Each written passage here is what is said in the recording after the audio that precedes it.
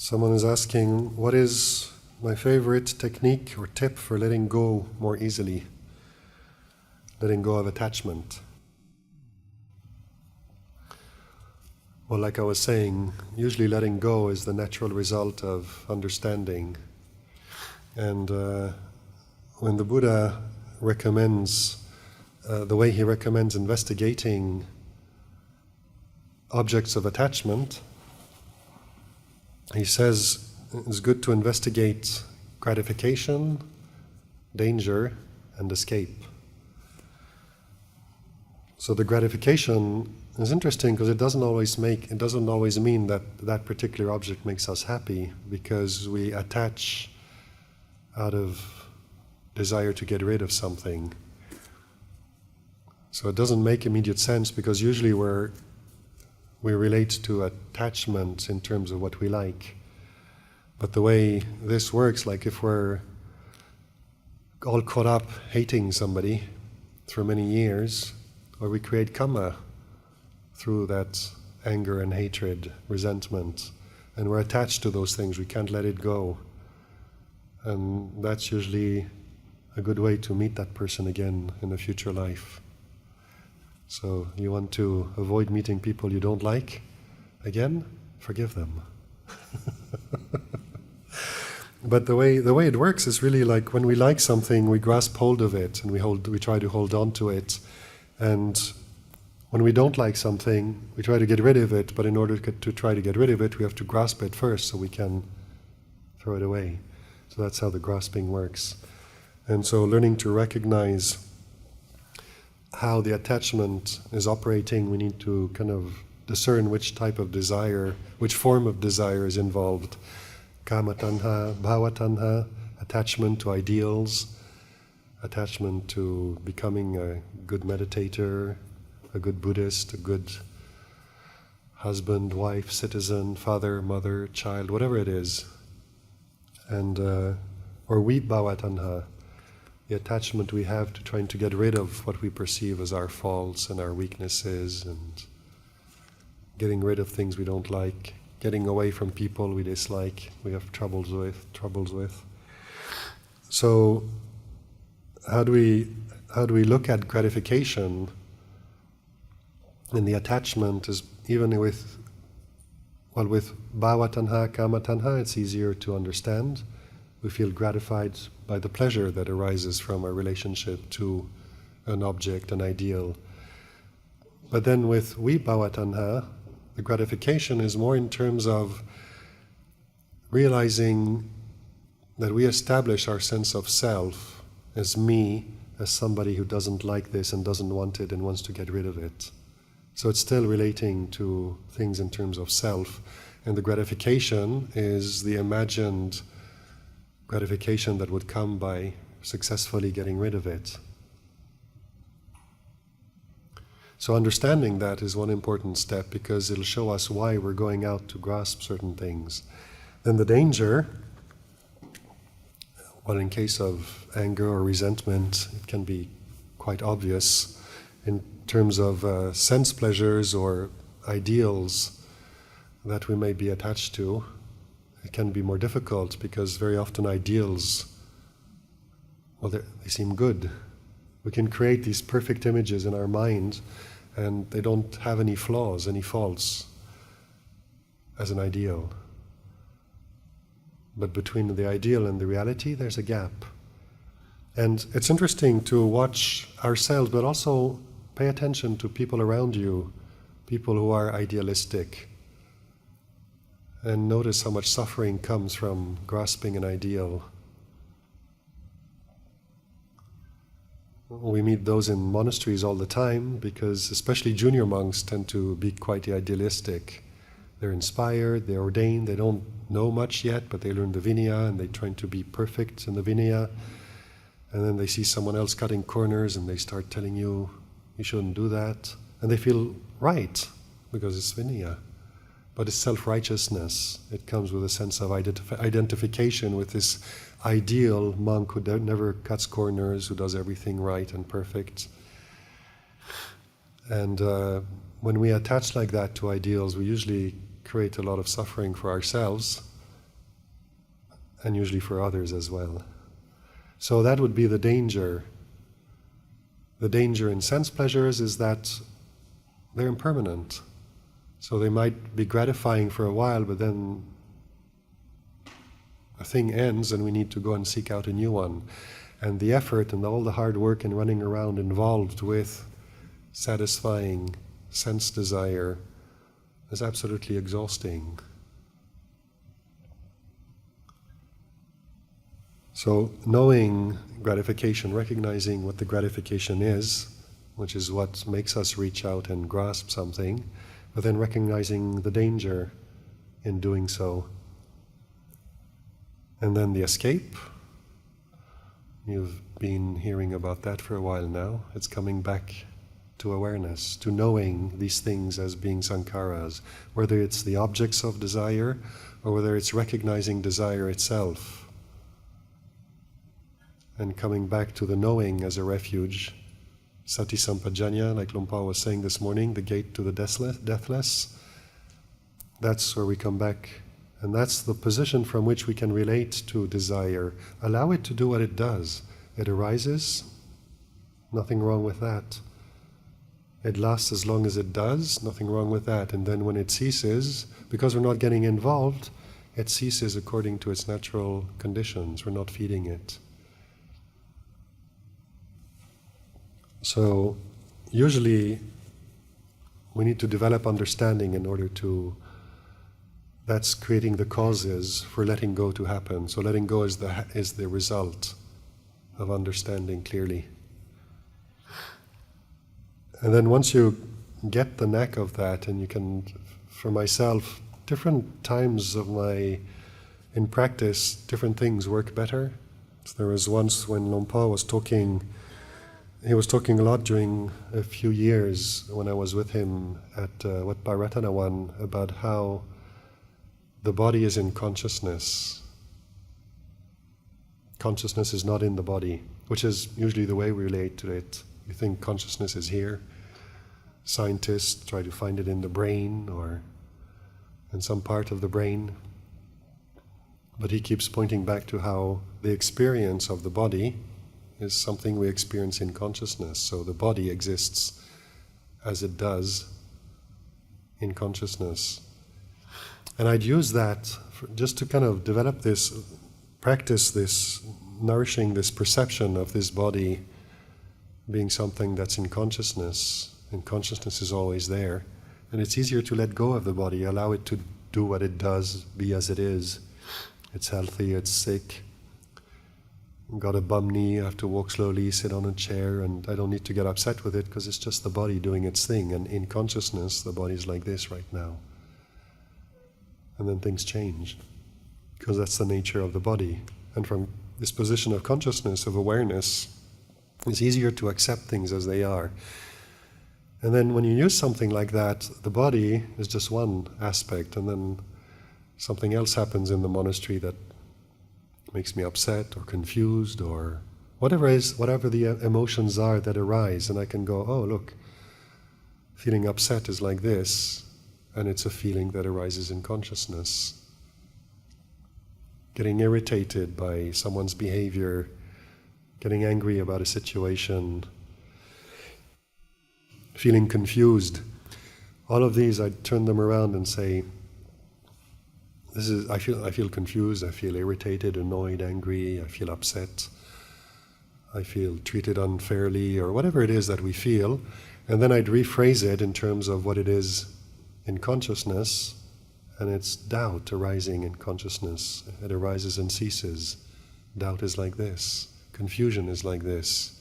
Anger, feeling treated unfairly is like this. And always coming back to this position of awareness, consciousness. There's always freedom there, freedom to allow it to be what it is. And so for a couple of years I was using that a lot, and that really helps to let go.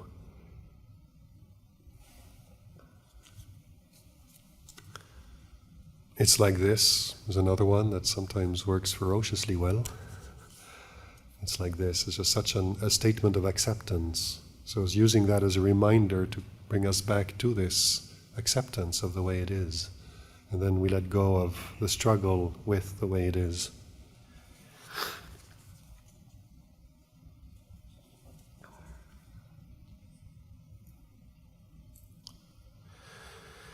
Can you guide us on how to manage both positive and negative thoughts arising during meditation?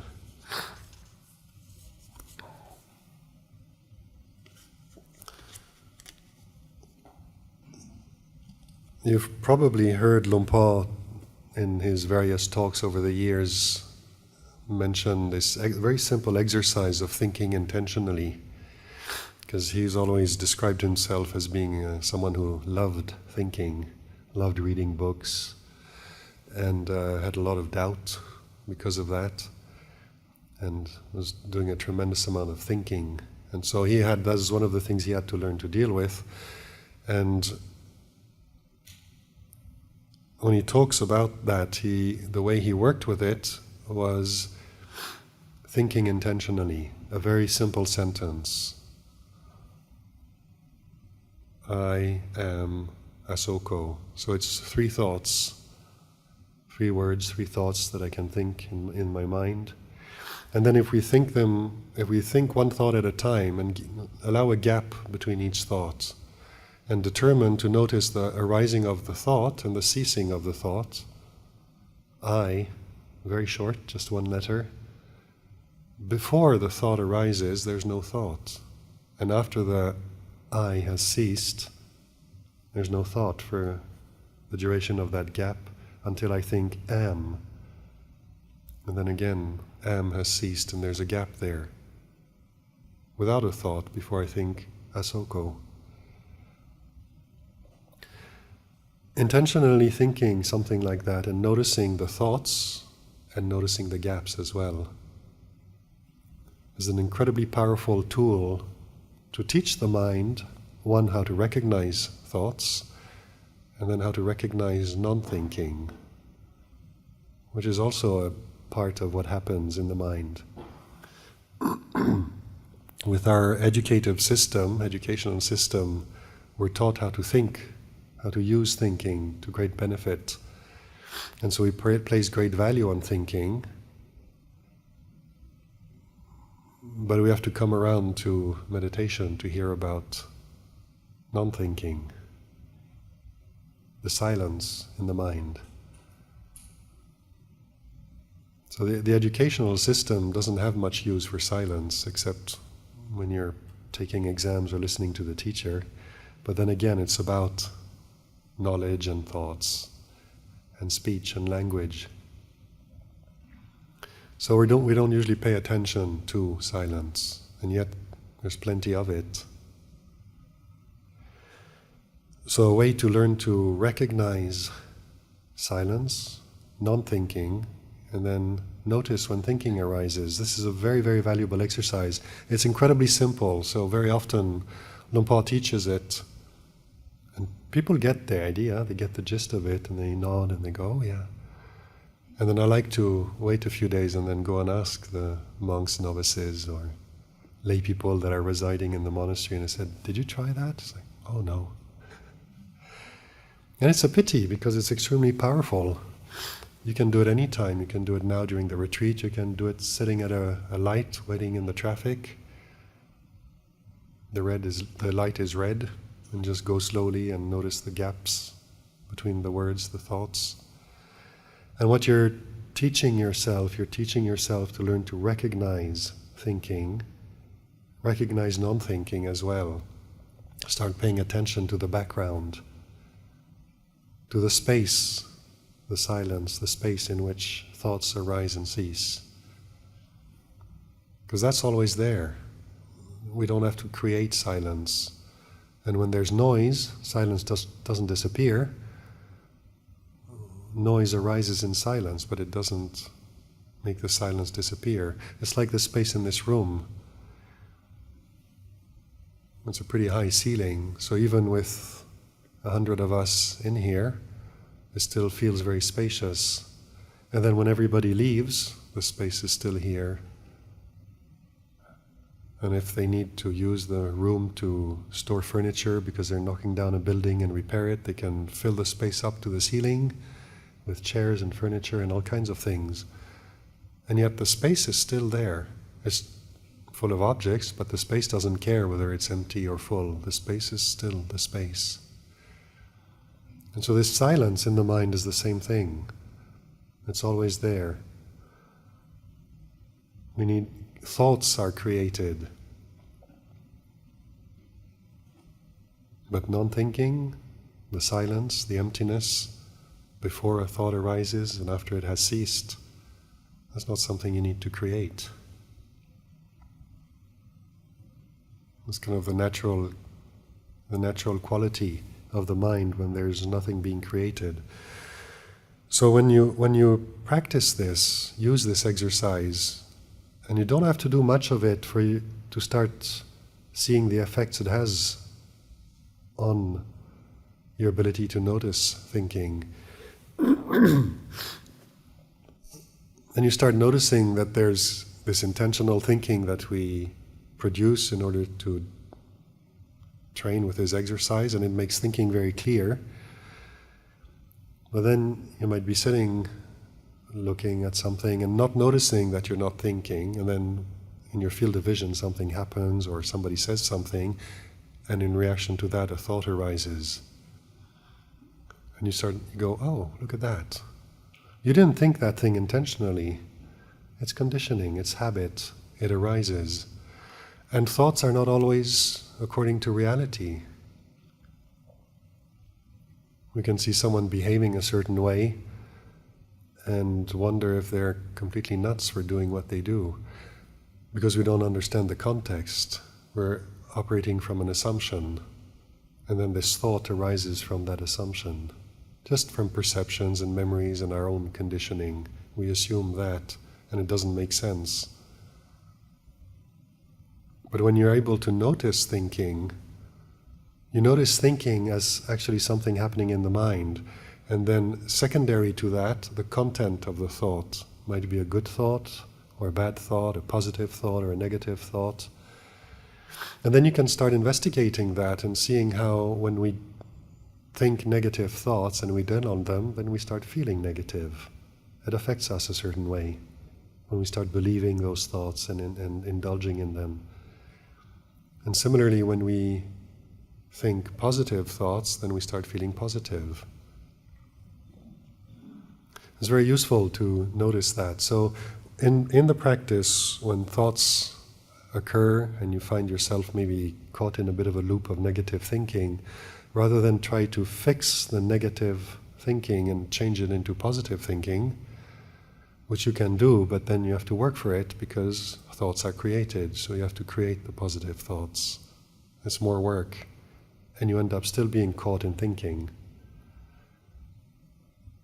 So now there's this option to step out of thinking, come back to knowing, to awareness of thinking. And when you do that, then whether the thought is positive or negative doesn't really matter, because it's basically you're just coming back to it, relating to it as a sankhara, as an object of awareness. And you can play around with that stuff. Think things that are complete nonsense. And notice the difference between just looking at it in terms of a thought, no matter what the content of the thought is, nonsense, true, positive, negative. The difference between relating to a thought as a thought in terms of awareness, it's a thinking, a thought arising and ceasing, or stepping into the content and getting involved with the storyline. And then usually we get drawn into it and follow thinking with more thinking. And if we agree with it, we make more of it. If we disagree with it, we try to make the opposite thoughts to counterbalance it. And we get caught up in thinking, whereas the shortcut to the end of that is just training ourselves to notice non-thinking and coming to that as a standpoint from which to relate to thinking.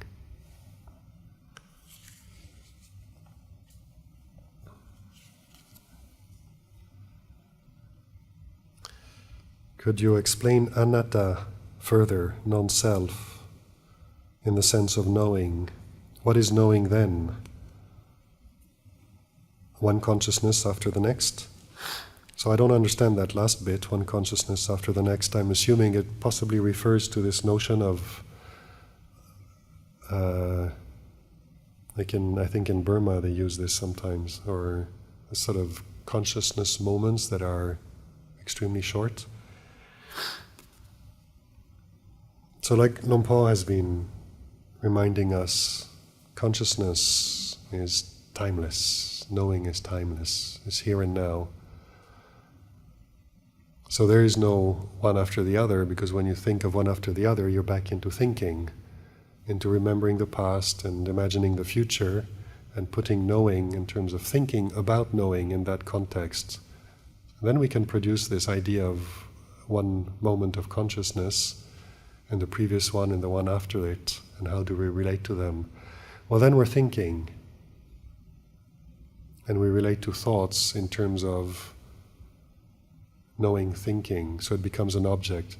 But what's the object is the thought, is not consciousness itself. Consciousness is the knowing bit, that part which knows, and it always only knows here and now.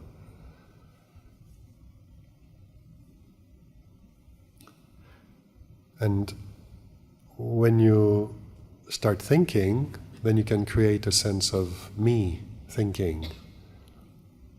But we have to think that in order to create that me, the notion of me thinking.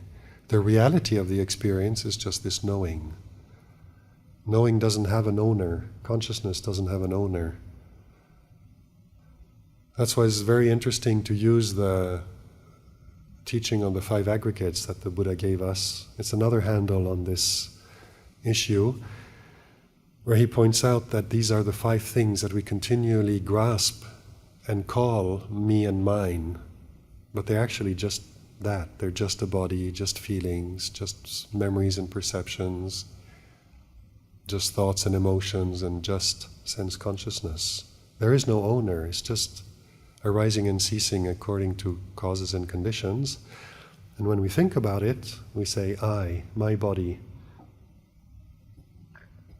I'm 2 meters tall. I'm 49 years old. I. We create that.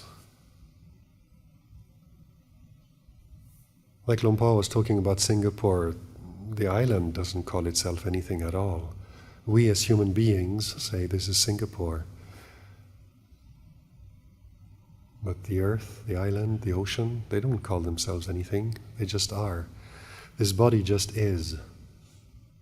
And we go and create this convention of me, I am this body. In terms of convention, language, it's useful to relate to each other. But the reality is that this body doesn't have an owner. There's consciousness, and the experience of the body arises, ceases in consciousness. So use the 5 aggregates to investigate this notion of non-self. Self as well. Watch how you do identify with the body, how we do identify with our happy feelings, our suffering, my suffering. Sometimes people say, oh Ajahn, I've got so many kilesas. I know you don't. You don't have any kilesas. Nobody owns defilements. You can't. So we have to learn to recognize how we think about these things, and notice how thinking lures us into believing this sense of ownership. It's just thinking. It's a convention. It's language, thinking. It's not the truth. The reality is there is no owner. There is no me. There's nothing here amongst all these things that I call me that hasn't arisen and will not cease.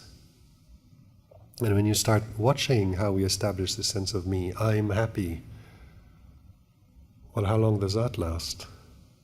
The happiness changes and you can't say I'm happy anymore, so it's a different I. Now it's an I who was happy. And then you run into trouble and you say, the suffering, I'm suffering right now. So now it's a different I that's suffering.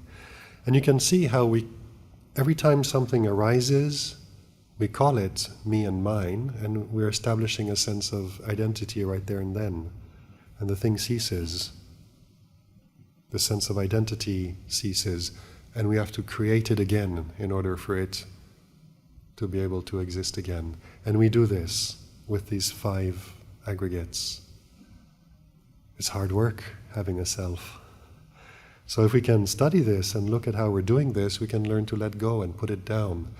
And appreciate how Sakyaditi, the sense of personality, is something useful in terms of relating to each other in the conventional world. But in terms of the reality of here and now, there is no such thing. It's a creation in the mind. It's useful for certain things, but it's not to be believed, not to be grasped as an eternal sense of reality. And then the knowing just knows. It doesn't have an owner. Sometimes Luang Por does say, if you are anything at all, you are pure awareness.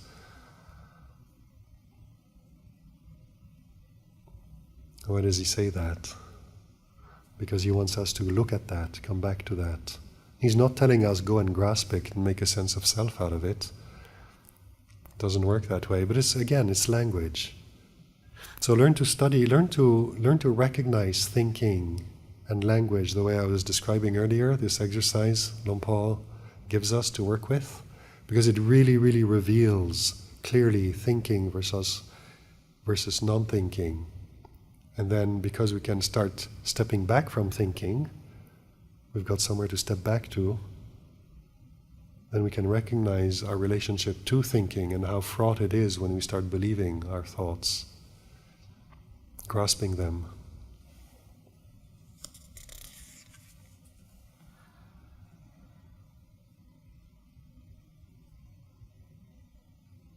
And this one I've addressed earlier. Please tell us your life story and how you became a monk. I think I've touched upon that.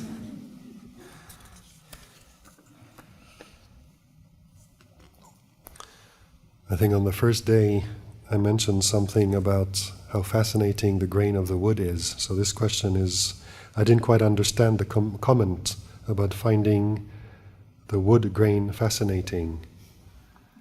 Is finding fascination in mundane aspects of daily life detrimental to the practice? So I think it's 2 different things. The way I was making that comment the other day is I was pointing out to the fact that usually when we walk into a room like this, we don't get on all fours and start examining the grain of the wood. It's kind of very ordinary.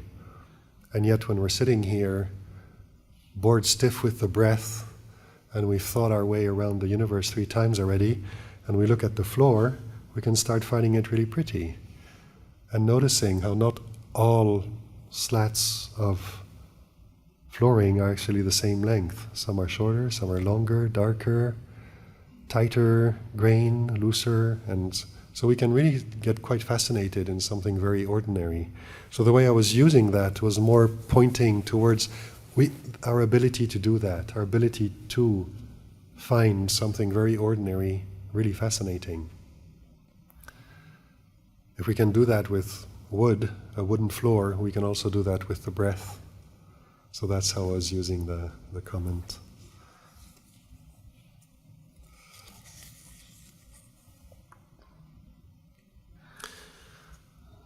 I received a large bounty of mosquito bites this morning.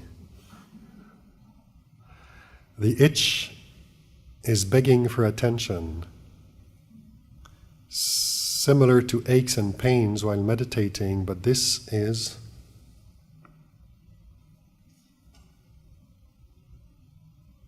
can't read it. So I'm guessing how to deal with that, right? Yeah, well, when you have a lot of them, it becomes quite challenging. Use some mentholated oil or something. Apply it on the itches to give you some relief. That's okay. we don't have to go out and search for impossible tests or just endure everything that comes our way. It's more a question of how do we use what comes our way to increase our ability to be patient with it, our ability to step back from things that are very sticky. So we challenge ourselves, and we need to learn to recognize the challenge and recognize our abilities as well.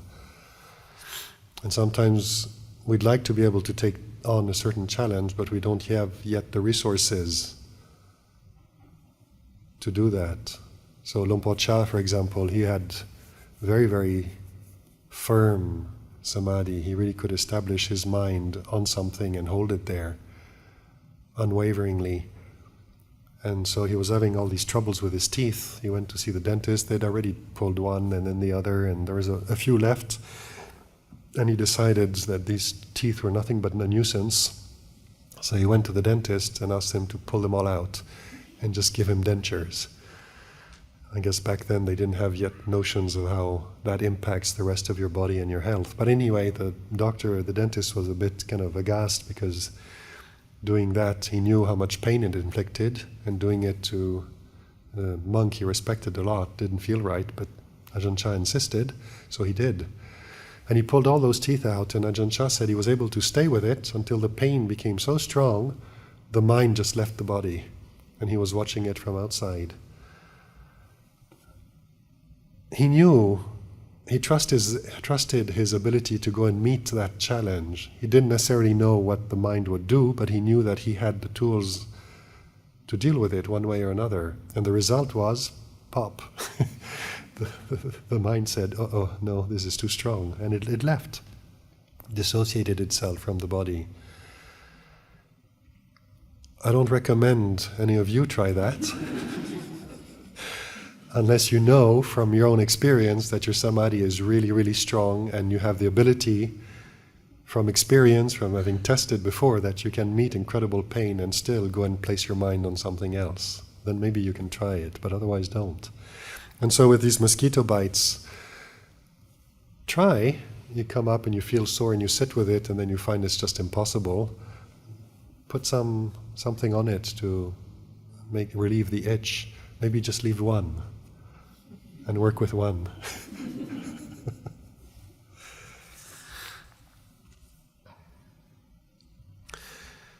Why, after a period of good meditation, a few months, my mind can get cloudy? Is this a process? In a way, yes, it is, because the mind is not self. And in the process of training and practicing and developing stillness, the conditions change. And then sometimes we do successfully kind of let go of certain things. It's not always, some of it is based on understanding and wisdom. Some of it is still coming from the kind of a sense of determination, of using willpower as well as understanding to kind of bring the mind to stillness. And sometimes that's like going and pulling the tiger's tail. It's going to turn around. And so sometimes in forest circles we say kind of, if you go and challenge the sense of self too much, the sense of the defilements, they're going to turn around and try to bite back. So there are rhythms to what's happening in the mind.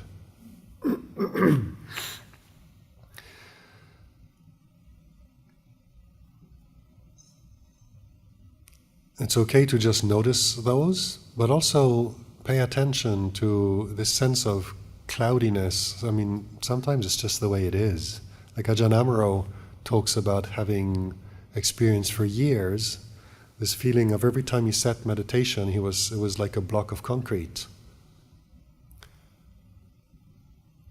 And then it lasted as long as it lasted, but it was a few years, and he just was patient with it and kept practicing, and then one day it changed, and that ended.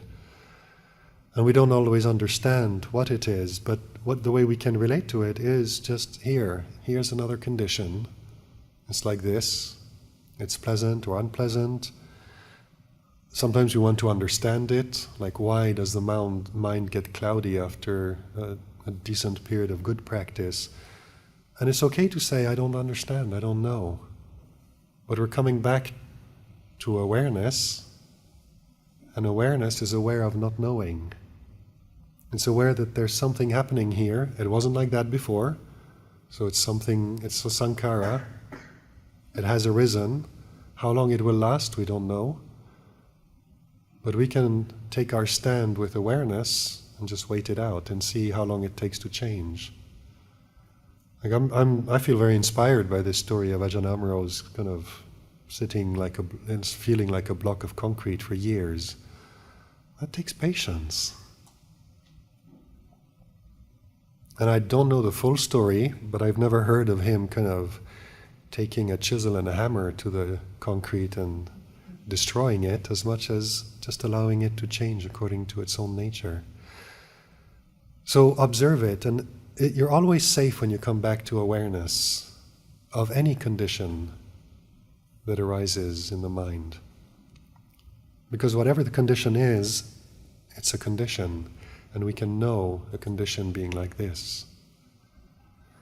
Like after my period of trying to will myself into peace and quiet that I was describing earlier today, and I started discovering that the only way I could practice without going astray was just coming back to knowing, watching what was happening in the mind, the assumptions from which I was operating when I thought I must meditate, how I put forth effort, noticing the desire that was arising, desire for peace and quiet and stillness and stability. And I could only notice all of that if I came back to this position of watching. Just not following anything, because I didn't know what to follow that wouldn't lead me back to that kind of mis-meditations. So I just stay there and watch. And by staying here and watching, I learned to recognize what was going on. And out of that, I've developed a routine now. Every time I come back to here and now, I always check the body and check the mind. And sometimes I ask myself, what does the body feel like?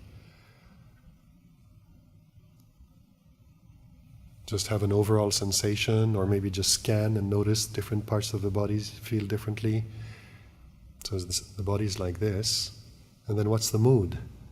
And sometimes you have a name for the mood, but sometimes you know what it feels like, but you don't know what it's called. You don't know what to call that thing. But one thing that always works is, it's like this. So the body feels like this. The state of mind is like this. So if it's cloudy, just come back to it's like this. Let it be what it is. And from that position of awareness, where you're stepping back from the cloudiness, it may still be there, but now you're not engaging with it in terms of something that you enjoy and want to indulge in, or that you don't understand and you want to fix. You're just coming back to knowing. And from that position of watching, you can actually start learning something from it, because you're not busy trying to change it. You're willing to allow it to be what it is and learn from it, but from this position of awareness.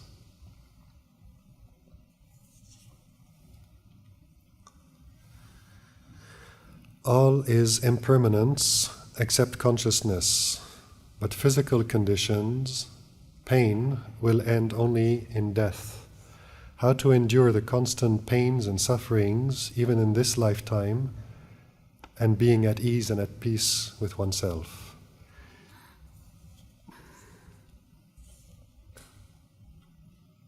Well, the point of view, the point from which we view a lifetime of pain and suffering, and how we look at it is what makes the difference. So notice how when you're suffering, more the mental suffering, because the physical suffering, most of us kind of know how to take paracetamol or something to ease the pain. Or sometimes we know a numb leg comes from sitting, so you turn around, stretch the leg, a minute later you can walk. But sometimes mental suffering, when we're suffering from a situation, marital situation, family situation, professional situation, or just feeling depressed, feeling despondent, hopeless. When we're in those states, notice how very often we feel like it's never going to end. And because we feel like it's never going to end, we need to do something to snap out of it. If we knew it was impermanent, if we really trusted in our hearts that this is impermanent, we wouldn't bother doing anything about it. We'd just step back there, let it pass. Its nature is to end. But because we haven't yet understood the Four Noble Truths, we haven't understood really how sankharas and even states of mind are impermanent, not self, unsatisfactory, then we get caught up in our old habits of assuming things are permanent, they do last forever, and then we need to fix it. And it's completely contradictory, because with this notion that we need to fix it means we're going to end it. But it's still coming from this position of assuming that that which is impermanent is permanent, that which is not self is self, and that which is unsatisfactory is actually permanent happiness. These are the basic delusions we operate from when we don't examine our experience. So when we look at what is, quote, a life of suffering and pain, unquote, is there really such a thing as unremitting pain and suffering all the time without ever a break? And we realize pain arises and ceases, and there are gaps between pain. But the same as with thinking, sometimes we obsess so much with thinking that we don't notice the gaps between the thinking. We don't notice the silence in which thinking arises and ceases. We tend to obsess with pain. We're so obsessed with trying to resist it, trying to get rid of it, that we're too close to it. We're kind of holding so tight to it, we pull it up right against our faces and we don't see anything else. Pain and suffering is not permanent. It arises and it ceases. The same way people say, oh, I'm an angry person. I always get angry. Nobody's always angry. Anger arises and ceases.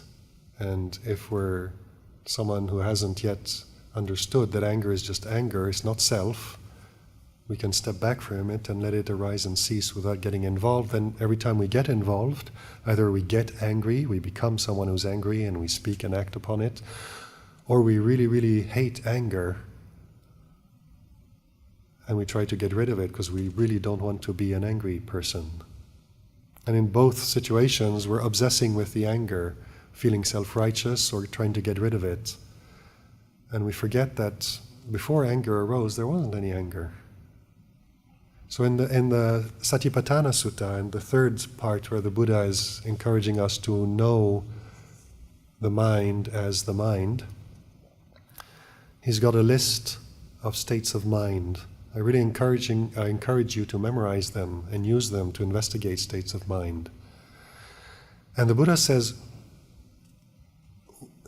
he encourages us to know a mind with greed as a mind with greed, a mind free from greed as a mind free from greed. And knowing both is right mindfulness. He's not saying knowing a mind with greed is bad and knowing a mind without greed is good. He's not making a value judgment, because what he's referring to, the way we can know a mind with greed as a mind with greed, a mind without greed, free from greed as a mind free from greed, is only from this position of knowing, of awareness, of consciousness. And consciousness isn't greedy. Consciousness itself isn't either greedy or free from greed. It's the mind. It's this thing arises and ceases. There is presence or absence, and the knowing just knows. So, knowing the mind with greed as the mind with greed, the mind free from greed as the mind free from greed. A mind with anger, to know it as a mind with anger, and then when the anger ceases, to know the mind free from anger. And then the same with confusion, knowing a concentrated mind or an unconcentrated mind, a contracted or distracted mind, a surpassed mind or an unsurpassed mind, a liberated mind or an unliberated mind. And that's a very, very valuable thing to learn how to do. Pay attention.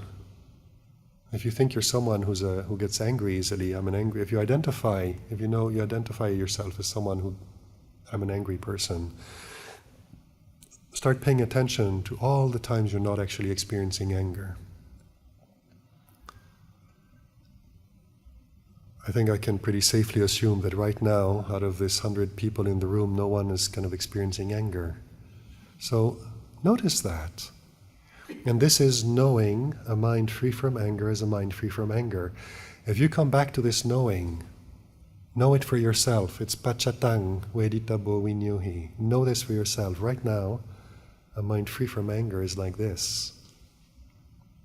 You're paying attention to the absence of, and because you're really establishing that knowing, then when anger arises, even if you're not continuously aware and notice when it arises, you establish knowing when the mind is free from anger, and then you notice once anger has arisen, you'll notice that you don't relate to anger quite the same way anymore because you paid attention when it wasn't there.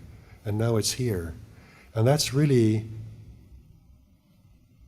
establishing in the heart, connecting with this wisdom, with the reality that it's impermanent. It wasn't there. It has arisen. And because you really paid attention when it wasn't there, then you know, okay, it's impermanent. At some point it will cease and I'll be able to reconnect with the mind free from anger. And then the game is a game of patience. Just zip it up, don't say anything you'll regret. Don't sock anyone in the eye. If you just do that, and then just wait, be patient. Allow anger to be what it is. Anger is like this. It feels a certain way in the body. And then the thought patterns that come out of anger are a certain way. Just notice that. Don't follow it, don't believe it. But you don't need to try to get rid of it either. It will cease on its own. That's its nature. Same with pain and suffering. So we learn to be patient with it and recognize that this body, it's a body that experiences pain and sickness, discomfort. When we're young, if we have good health, the blessing of good health, and less so. And then time ticks by, and more the little aches and pains and sores and stuff, they don't stop disappearing, they come visiting more and more regularly. And yet they also cease. And sometimes if you feel a little bit in despair that it's never going to end, I suggest you remember a very amusing story of Ajahn going to visit one of his Western monks at the Ubon hospital who had malaria. As it fevers and delirious fevers and sweats and stuff like that. And Ajahn just came to visit him and patted him on the arm and said, "Don't worry, it'll end. Either you get better or you die."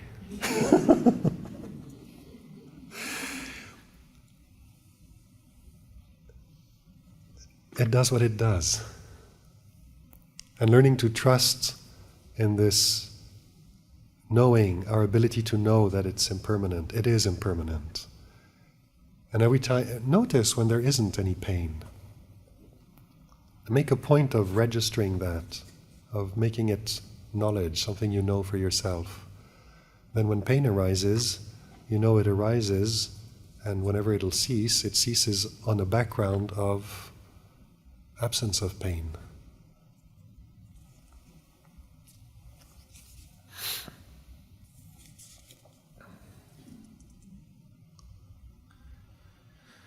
During meditation, when we have a lot of distractions, for example, unfinished business, which occupy our thoughts, extreme sleepiness, etc., when should we persevere and when should we call it a day? when should we finish our business first or sleep first and then come back to meditate another time?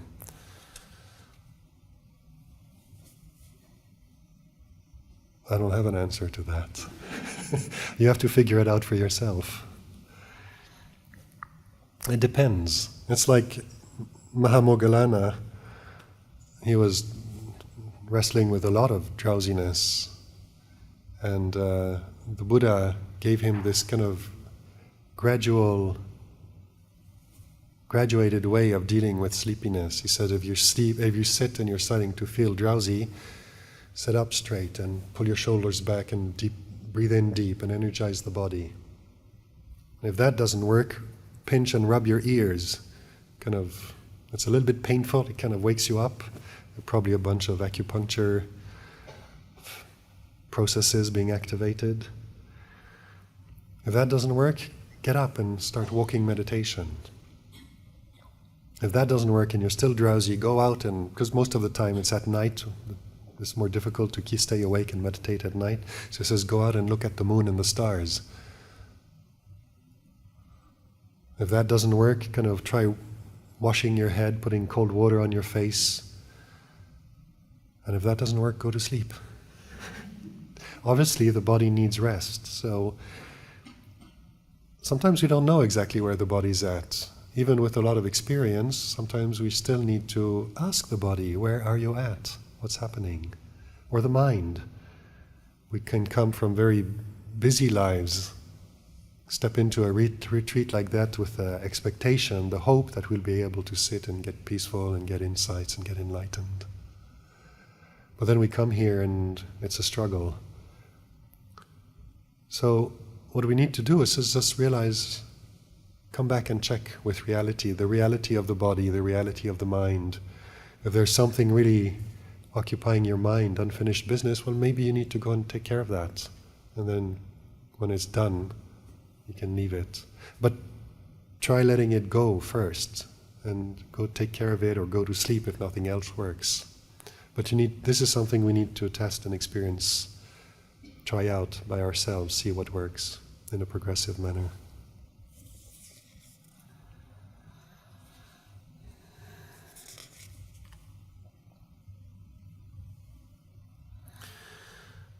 How can we practice to be able to sit in full lotus position? So I recommend you ask Siu Feng tomorrow afternoon. She's the yoga teacher. It takes practice. I don't know how most of you grew up, but I know that in Thailand, these days it's changing, but in the old days, a lot of life, especially in rural Thailand, a lot of life happened on the floor. And I can see these older ladies who come to the monastery every morning to help prepare the food. They just sit with their legs straight out and their backs perfectly erect, peeling vegetables, chatting away, having drinks, taking a break, and they just sit in that. I can't do that. If I sit with my legs straight out, my back goes like that. I can't sustain that posture. Westerners, we tend to grow up sitting on chairs. And sitting on chairs, you don't develop this flexibility of the hamstrings and of the hips. So we have to work for it. And then not everybody can. Some people try and they just end up injuring their knees and going back to chairs. So, but if you want to work your way towards that, yoga is definitely the way to do that. And a lot of patience and kindness to the body, because you're basically working against stiffness in the body. And if you want your body to change, stretching it is a stimulation to change, and it'll take time organically, mechanically, for tendons and ligaments and stuff to become more supple. And if you try to force it, you get some injuries, and sometimes you have to live with the injury for the rest of your life.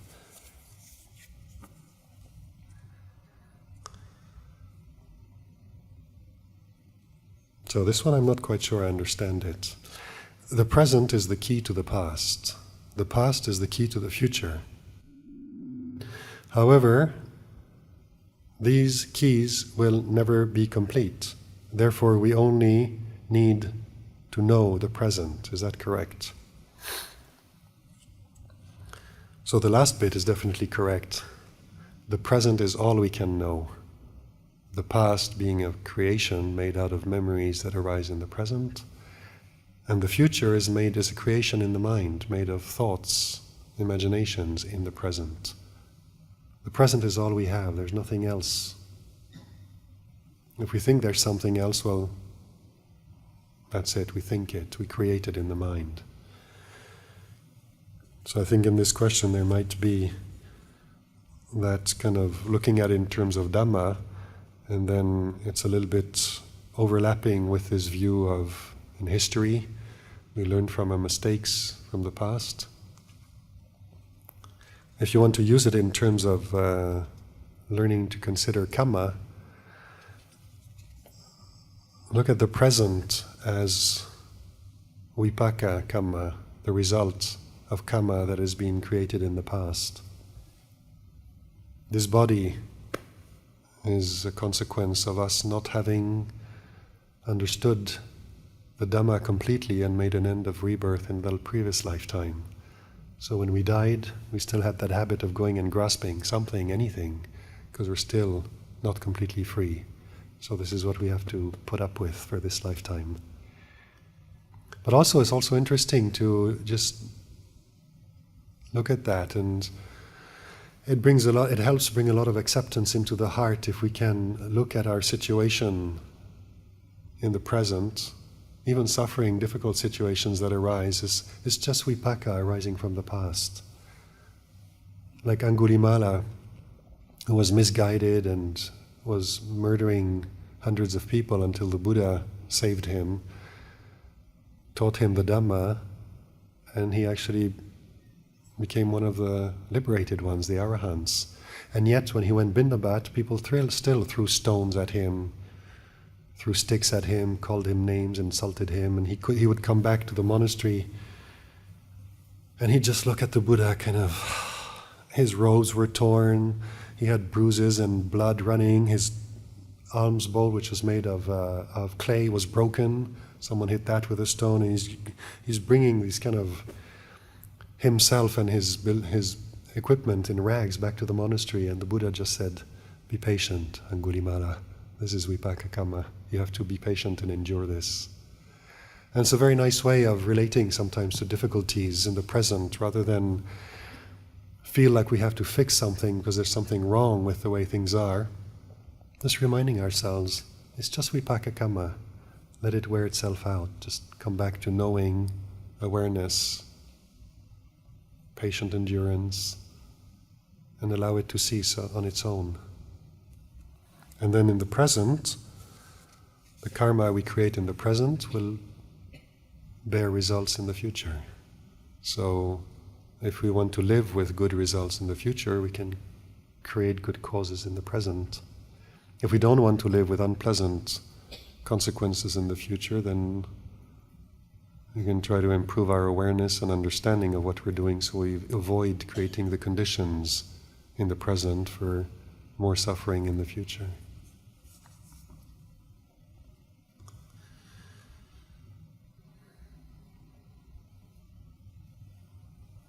So this is more of a practical question. Someone is asking about this principle of not eating after lunch. Is it based on local time noon or based on the sun? It's just a convention. The Buddha was at the beginning, when he had his first disciples, they were already very fine people. So all he had to do is, if they had an alms bowl and some robes, he would say, "Okay, that makes you a monk." There was no ordination process. If the Buddha says you're a monk, then you're a monk. And then a lot of them were ascetics, were hermits, were people who were practicing in different circumstances, or they just had a lot of barami from past lifetimes, and all the Buddha had to do was teach a little bit of Dhamma, and it cleared their sight, and they were done. So he didn't have to establish a Vinaya. They were naturally kind of restrained. And then as the Sangha grew little by little, people started misbehaving. Before that happened, one day Sariputta was asking the Buddha, why is it that, because the Buddha had been talking about previous Buddhas and how some previous Buddhas, the dispensation, meaning the length of time that the teaching was alive even after the Buddha's passing away, and people were practicing the teaching, tasting the fruit of the Dhamma, of the fruit of the practice, and teaching onwards. And for example, for us here, we're living a very fortunate period where 26 centuries after the passing away of the Buddha, we still have teachers like Luang Por Sumedho who know the result of the practice. And then other Buddhas, apparently, they teach, and after they passed away, it all went downhill. And very quickly there were nothing but ignorant people in the world again. So Sariputta was asking the Buddha, why is that? And the Buddha said, it depends on whether they taught Vinaya or not. Because Vinaya is like a string that keeps flowers together. If we have a bouquet of flowers and we put them somewhere without anything holding them, it won't take long before the wind scatters them, like these little garlands of jasmine flowers. But if we thread them with a string, they'll stay for a long time. And that's what the Vinaya does. It keeps it together.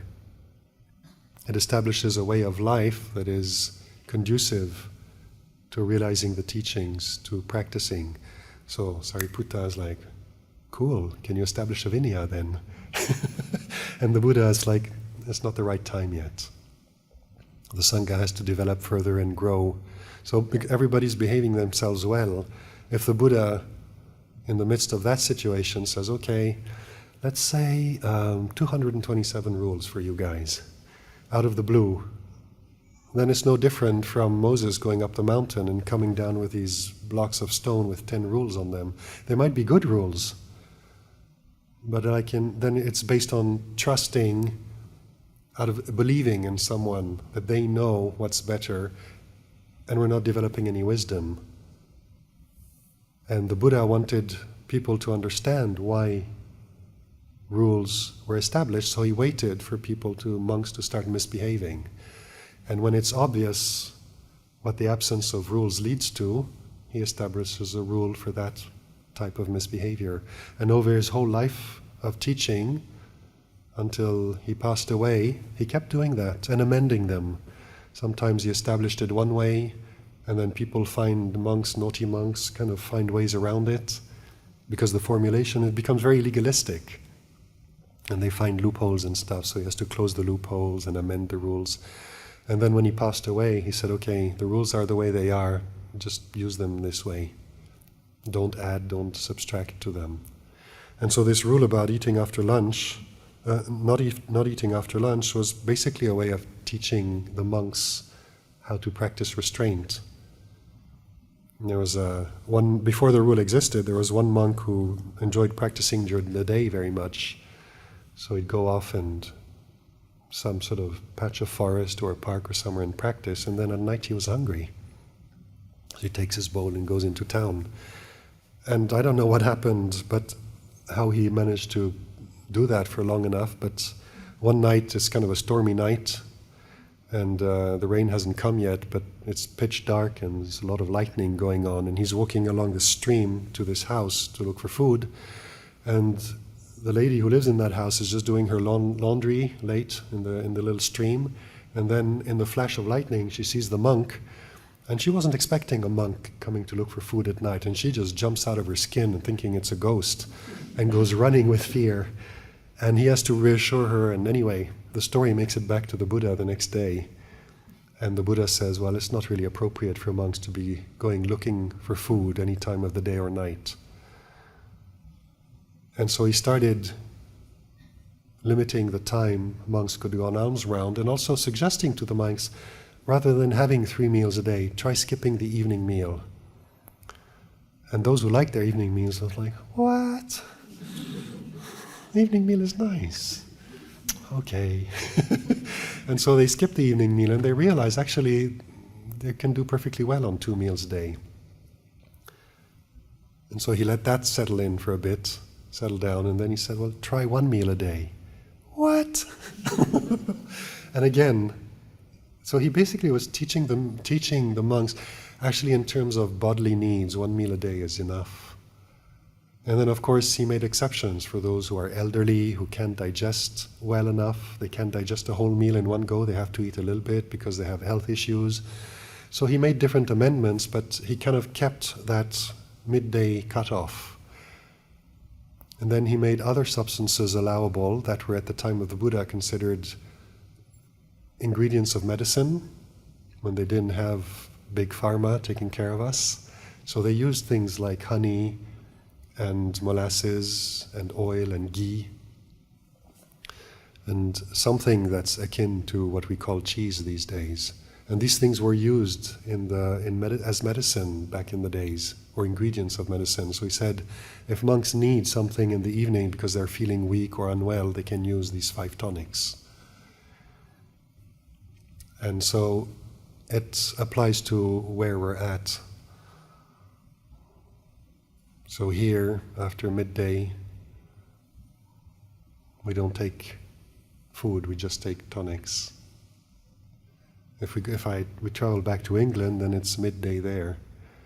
And then we can also sometimes make an allowance to go until 1 p.m. in the winter because they have daylight saving time. And the days are shorter, people get up later, they don't have time to prepare food and come and offer it at the monastery.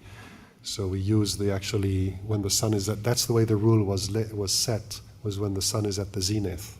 And so in the winter time, we can make it easier for the lay people who want to bring food to the monastery by doing that.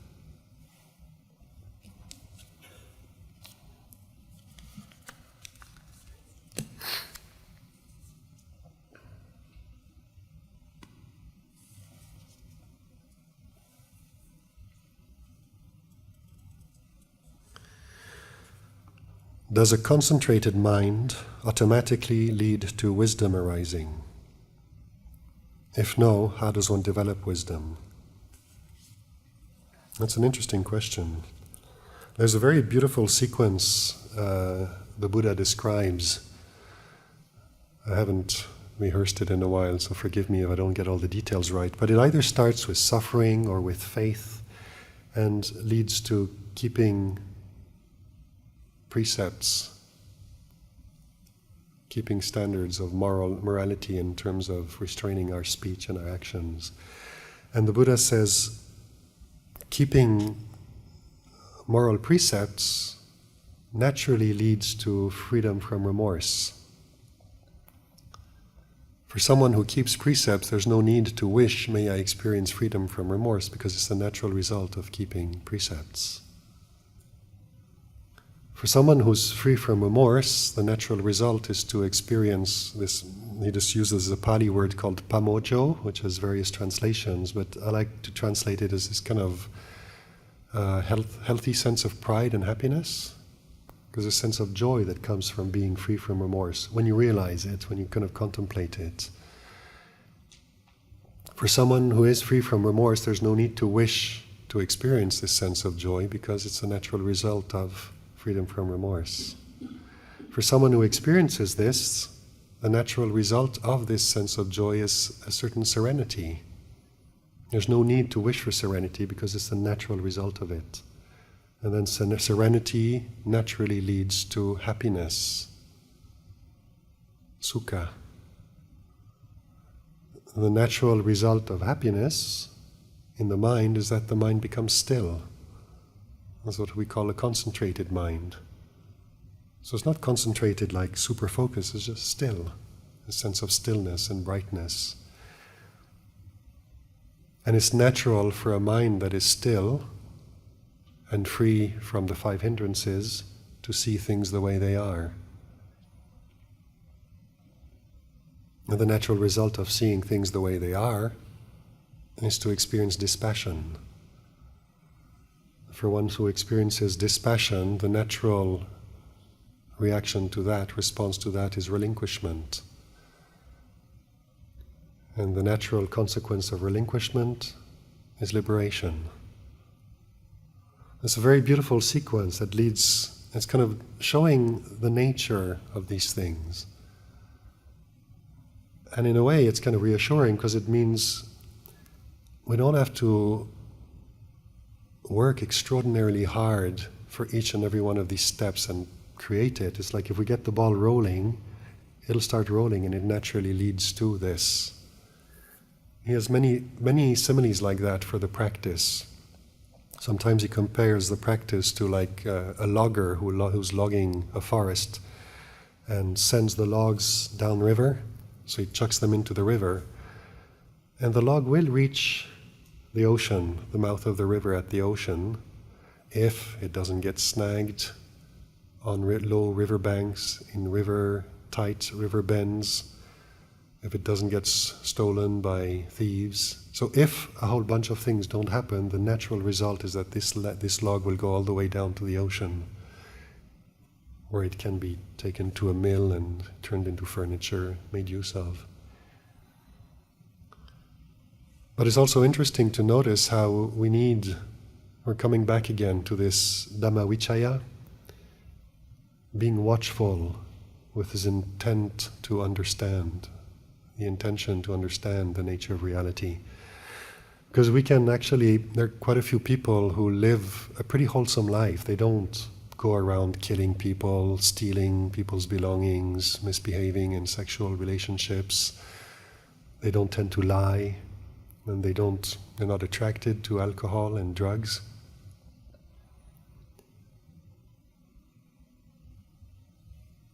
But if they're not paying attention to that, maybe it's just kind of old karma, habits they've developed in the past of not losing interest in that, not seeing the danger in it, being raised by parents who don't do that, so it seems natural. But if we're not actually investigating and looking at it, by not doing these things, by refraining from behaving these ways, we avoid going to jail, being run after by the police, risking revenge from people we inflict harm on, etc. If we don't pay attention to it, then we might be free from remorse, but kind of happy, go to the mall, have some ice cream, watch a movie, enjoy life. It's a bit of a life of a deva in a way. The conditions are good, there's not much suffering, and we just kind of go along. So it's still important to be investigating, understanding. And then we're kind of nudging it along and realizing what these conditions are and helping guiding it. So it's natural for it to go that way. Like some junior monks like to go and see Luang Por Liam, and they say, what do we have to do to realize the Dhamma? And Luang Por Liam just smiles and says, just follow Luang Por Cha's korwat, it'll take you there. So it's simple enough, but you do have to relinquish lay life, ordain, and then stick with it, and actually follow the korwat. And you realize, just follow Luang Por Cha's korwat, it'll take you there. It's actually not that easy, because sometimes you'll want to do things that are against the rules, against the instructions and the way of doing things. And as we go along, so we use this instruction to guide us, and as it guides us along the path, then we need to be aware of dangers, of what helps, which way. So naturally it'll go there, but we do have to help along the way. So this concentrated mind is definitely the condition for seeing things the way they are. What the Buddha calls a concentrated mind, a mind that is still and that sees clearly, is a mind that is free from those 5 hindrances I mentioned earlier. Those 5 hindrances are basically things that cloud our view, distort the way we see things, through greed, through sense desire, through anger. The Buddha says someone who's angry, it's like someone who's sick. When you're sick, it doesn't matter if someone offers you your favorite food, it doesn't taste nice because you're sick. Someone who's angry, all their experiences are spoiled by the anger like that. Sense desire is like being in debt.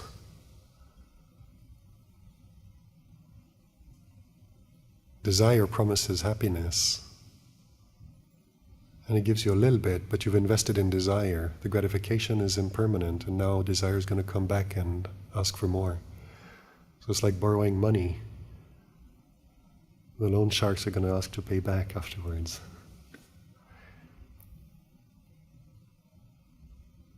sleepiness, drowsiness.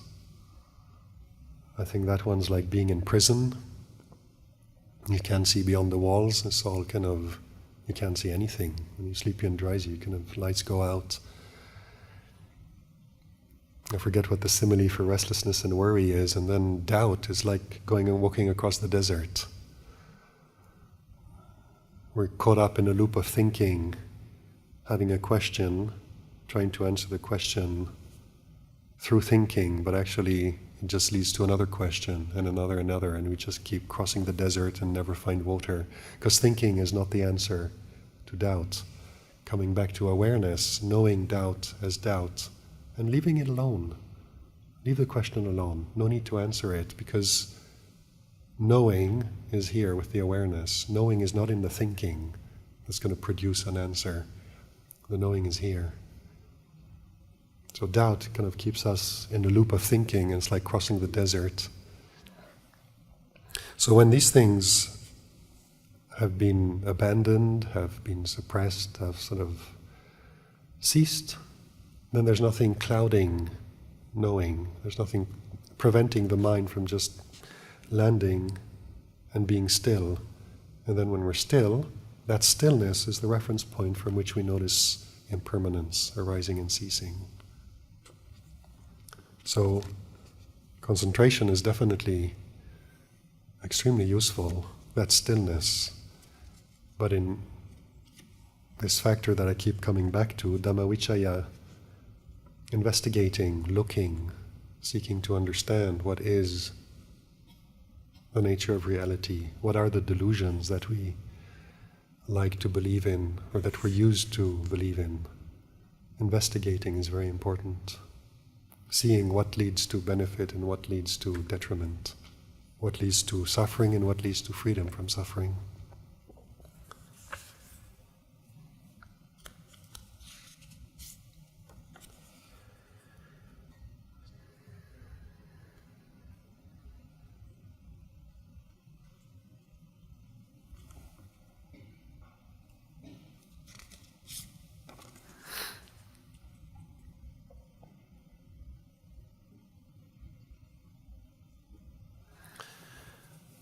If I have lost all interest in the worldly profession available to me, just prefer simple life with less activity and socializing, how can I discern if it's laziness?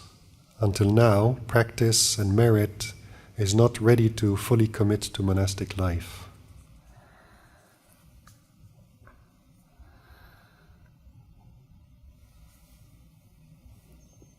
Dispassion is good. Kind of realizing that certain ways of living our lives are not leading to happiness or are leading to suffering. That's insight. Then to know whether the resulting way of we lead our life is laziness or not is something you can know for yourself just by looking at, if you're just turning into a couch potato, playing games on PlayStation all day, or sleeping all day, or these aspects of lay life not being interesting anymore, not providing satisfaction anymore, and yet not feeling ready to commit to monastic life, you can still practice. Do you have a daily practice? Do you investigate? Are you cultivating Dhammavichaya? Are you investigating the mind, the body, in this kind of different lifestyle, even as a layperson, living a little bit more as a recluse? One of the measures of progress that the Buddha gave us is like our wholesome states increasing and our unwholesome states decreasing. That's something we can ask ourselves, have a look at and see. And if that's not happening, then maybe we need to go and seek some advice, some encouragement, some enlightenment. Go and visit Tancho Kun Keng in Wat Palelai. He's a very good monk. I encourage you to go and visit him if he's around. Or visit Venerable Shan Cheng. What is the? Sorry, I'm not getting the name of the abbot here. Guanchen. Go and see if he's available. If you can ask him a question. And sometimes, if you're just not sure if you're actually progressing on the path, pick up a sutta. There are a few suttas that talk about that, or go and ask a monk. How do I evaluate whether I'm progressing or not?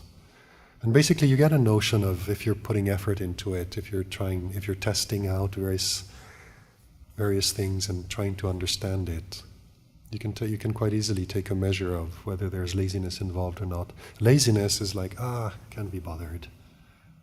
If you see that in the mind, then maybe you need to see where that's coming from, see the downsides of it, and see if you can infuse some energy and some inspiration into the life.